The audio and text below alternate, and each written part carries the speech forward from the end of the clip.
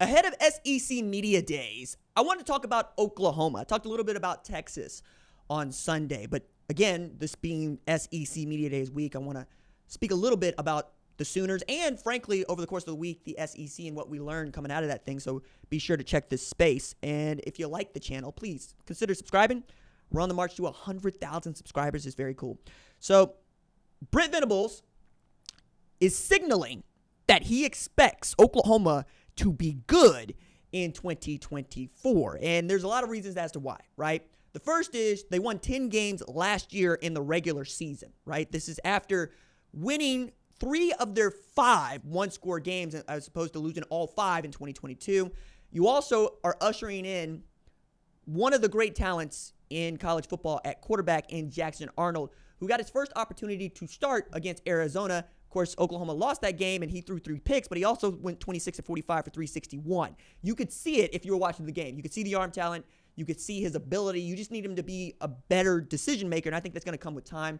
We also saw the change in offensive coordinator from Jeff Lebby, who's the head coach at Mississippi State, to what we'd expect Seth Luttrell to be the guy calling those plays, and new quarterbacks coach in Kevin Johns, who is already making an impact on that roster through recruiting, but also in preparing Jackson Arnold for what is going to be the toughest season of his life and the toughest season for Oklahoma fans, I think, that we've seen in quite some time. Oklahoma has become a program that is synonymous with winning and winning and winning. Here lately, it's gotten back on track, right? There's been a couple of lulls, right, here and there over the last 20 years, but the first losing season Oklahoma had in damn near 25 years, 2022, okay?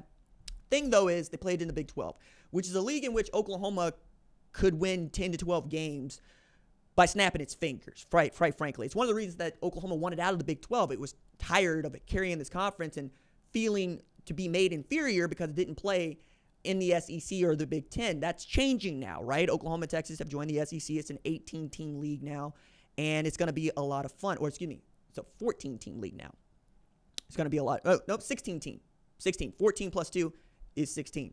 Goodness. 18 teams in the Big 10, 18 teams in the ACC, 16 teams in the Big 12 since we're here. Math, dog.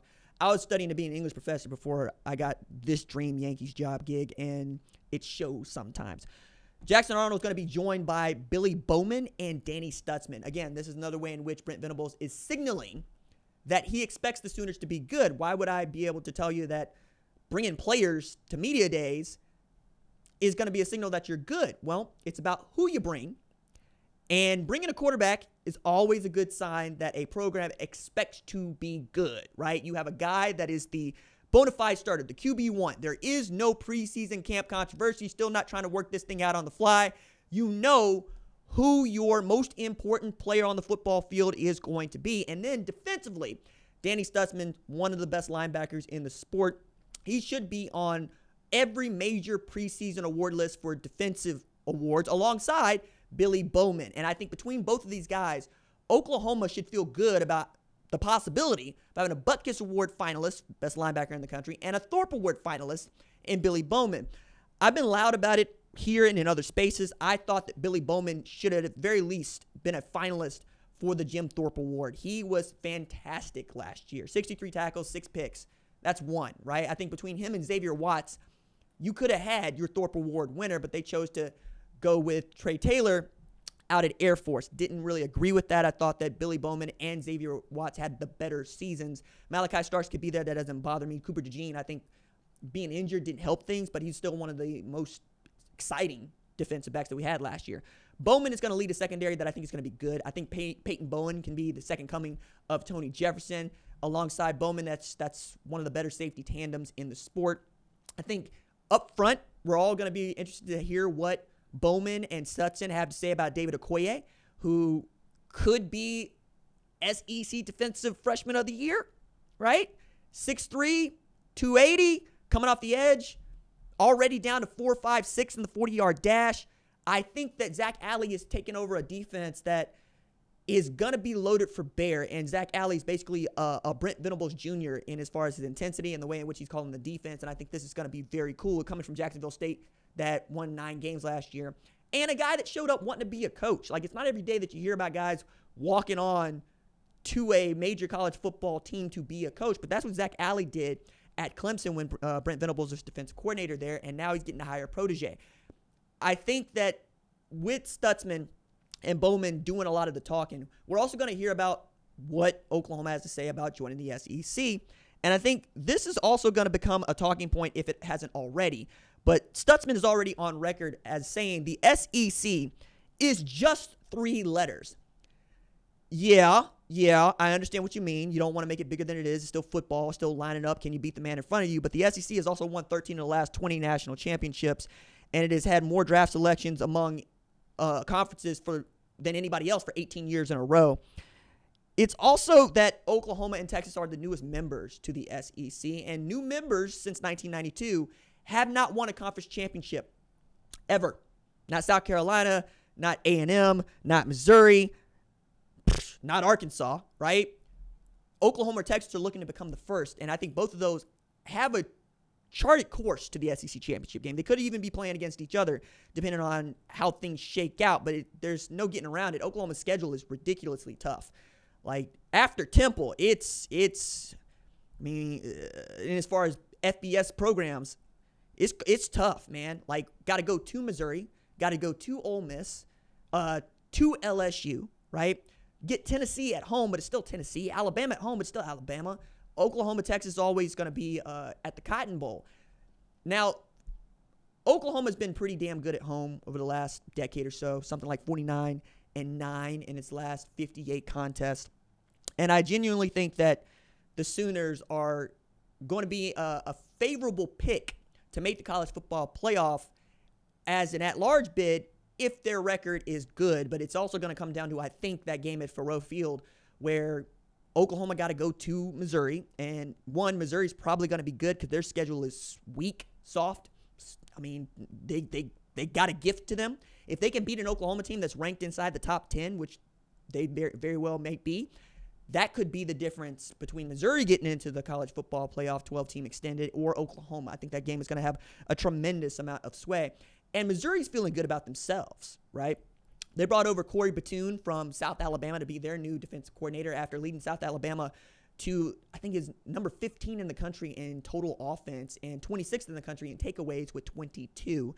They also have loaded up on the offense even after losing Cody Schrader, right? They've got dudes over there to help Brady Cook. Now, I think Brady Cook is more like Jake Fromm than people realize, but you ain't got to be that good. Just ask Jake Fromm about that 2017, 2018 Georgia team. It's really, can you facilitate getting the ball to guys like Luther Burden and Theo Weiss and let the defense go do what it does? I think for Oklahoma, Brent Venables is going to present what I think is a really great front and case for, no, we expect to compete right away in this league. It's one of the reasons that we wanted to be in this league is we believe we deserve this. I think he's also going to toe the line and going, hey, we're going to learn a lot about ourselves. We're going to learn a lot about the SEC. But Oklahoma had basically an SEC day on July 1st when it became official that they were new members of the SEC. Paul Feinbaum was out at Norman. And Oklahoma fans are getting everything they want, right? Right down to 2:30 p.m. kickoffs. For those of y'all that don't know, Oklahoma, when Lincoln Riley was head coach, used to play a lot of 11 a.m. kickoffs because that is the big game on Fox, where I work. Big noon kickoff, right? You get Gus and you get Joel, and you're in that 11 a.m. kick slot because that's where there was an audience, right? The SEC featured on CBS, and ESPN had also a 2:30 slot there, and then night games are night games, and usually we're all watching a major network for those, sometimes being ABC, which might have the best game of the week because, well, now they've got SEC rights. We'll see about how that factors in going in, but you can always know that the big game on Fox is going to be at 11 a.m. Oklahoma fans didn't like that because we didn't get an opportunity to tailgate. We had to get there really early, sometimes leaving at 5 in the morning if you just lived here locally. Like I lived in Tulsa, which is a 2-hour drive to Norman. If I wanted to get to the game in time to park and make my way up to the press box just to cover it, I'm getting there by about 9 a.m., right? That means that there's not a whole lot of time to have fun. You're also not watching football, which is the great part of tailgating experience is you're watching other games while getting set pre-gaming for your game, right? It feels like a privilege at this point for us to be able to spend 3 hours watching a game or several games in that first window and then go to our game, come out, and then still make the night game. It's kind of a perfect college football fan experience, and Oklahoma fans felt deprived of that being in the Big 12 with the way in which the rights are divvied up and the way in which networks chose games. That's gone away now, right? Now, ESPN's probably going to put you in the 2:30 slot, probably going to put you on a lot of 7 o'clock games, going to play on the SEC on ESPN, but I don't know that that's always going to be a great thing, right? I think that these things are going to ebb and flow, and I think now that the 12-team playoff is in and we have the structure basically for the next 6 years with the amount of money that's being paid out for it, I don't think there's going to be a whole lot of moving and shaking, so everybody's going to get used to this. And that means that Oklahoma fans are going to get used to each and every week somebody can beat you. Now, we've had our fair share of this, right? Kansas State could jump up and bite you. Texas Christian could jump up and bite you. We understand Iowa State could jump up and bite you. Like there was good play in that Big 12 the last few years, especially with what Matt Campbell has done to make Iowa State into a force in the Big 12, along with an Oklahoma State team that has been as consistently winning as Iowa and even as Oklahoma in recent years. Like they've had more losing seasons, but Mike Gundy has had that team going in the right direction for nearly 20 years now. However, Ole Miss is very good, right? For them, it's about can Pete Golding keep a lid on the defense and can they go score, right? Same thing with LSU. It's can you keep a lid on the defense and can they go score? Alabama is Alabama. Tennessee is Tennessee. Like they got some of my favorite new players in this league. Like Boo Carter is going to play safety as a true freshman at Tennessee. His mama named him Orlando, but we call him Boo. He gives me real Tyrann Mathieu and Eric Berry vibes. And I know that's putting a lot on a guy that hasn't played, but it's July, and that's kind of what we do with true freshmen.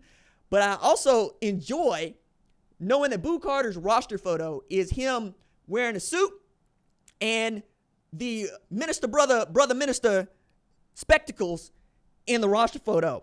It's one thing for a dude to be cold, and trust me, Boo Carter is cold. It's another thing for you to wear the brother minister spectacles on the roster photo, because that means you got a lot of heart as an 18-year-old, because you are not going to get clowned, or at least you can stand up to the getting clowned. And then I've come to find out Boo Carter's favorite movie is Friday.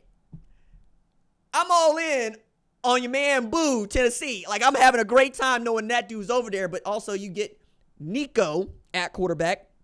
And I think you're also going to see some guys break out on that team that jump up and bite people. I think basically everybody, but perhaps Vanderbilt, maybe Mississippi State, can give you the what for and the how now in the SEC this year. Mississippi State, just because I don't know what to expect from Blake Shapen, even as you got Jeff Lebby there is going to let him throw the ball all around the yard. What I find interesting about that pairing is Blake Shapen has never thrown for 3,000 yards in a season, right? There's a lot of circumstances there, but he hasn't done it.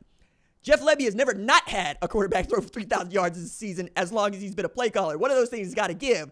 But again, the SEC is just different. It's just hard over there. Auburn took Georgia to the wire, took Alabama to the wire, couldn't get out of its own way, couldn't get great quarterback play. What if they get good quarterback play this year out of Peyton Thorne? What if they turn out to have a couple of guys out there like Cam Coleman who can go get you a bucket when you got to get a bucket, right? Like you're going to face a Ryan Williams that is the first two-time Mr. Football in Alabama football history. Julio Jones wasn't two-time Mr. Football. You get what I'm saying here? Like, they be putting out these dudes, man. Oklahoma's going to have to answer for all that. And Oklahoma's going to have an answer, at least at SEC Media Days, for all that. And I think that all three of those guys, Billy Bowman, Danny Stutzman, and Jackson Arnold, are going to have good answers, and Brent Venables is going to have the best. But the kind of energy they put out is what I'm going to be most watching for, right? How confident do they look to us? And does that show up when it is time to play football? I sincerely hope it does. I am excited about this season for Oklahoma. I've said, and I continue to say, the schedule is a gauntlet run, but it could serve Oklahoma well in the end if all these teams end up being as good as we think they are, or at least as good as they were last year. So that's that for today, and we'll talk more about the SEC as SEC Media Days unfold right here